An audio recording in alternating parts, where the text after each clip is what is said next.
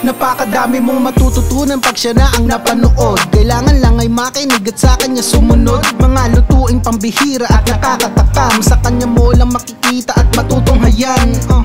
Talaga namang napakalupit, papakita ang kanang galawan na nakakabilib. At kahit na magdamag ka man o di maiinip, sa kanya makakalimot sa problema mong mapait. Kahit nakakapagod sa kusina, di mo nadama kapag siya na ang iyong kasama. Dadamayan ka sa hirap man yan o ginhawa, mga payo na huhubog sa'yo para gumaling ka.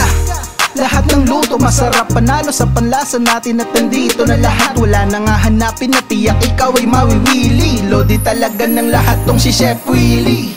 Kakaibang saya ang madarama sa mga luto ni Chef Willie.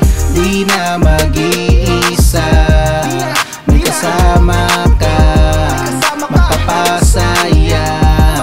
Chef Willie. Pagdating sa lutuan, asahan mo na agad na meron diyang kusinerong handang ibigay lahat na makakaya niya, mailabas na ng tama't maayos. Ang bawat putahe, lahat ng alam niya'y ibubuhos. Malinis magtrabaho at medyo may pagkakwela. Ayan si Chef Willie na marunong din makisama. Kahit ang pagod sa kusina, di mo madadama kapag siya ang iyong kasama. Lungkot ay mawawala, grabing sipag at prinsipyo sa bawat ginagawa niya. Gamay na at garantisadong di ka ipapahiya sa kalidad ng bawat ilalabas niyang pagkain. At sigurado na patok at pasok sa palasa natin. Kahit manood ka lang, tsak meron kang matututunan. Basta wag makakaligtaan, mga turo niya'y tutukan. Kung nahihirapan ka, matututo kang umahon. Halika't bisitahin mo si Chef Willie in action.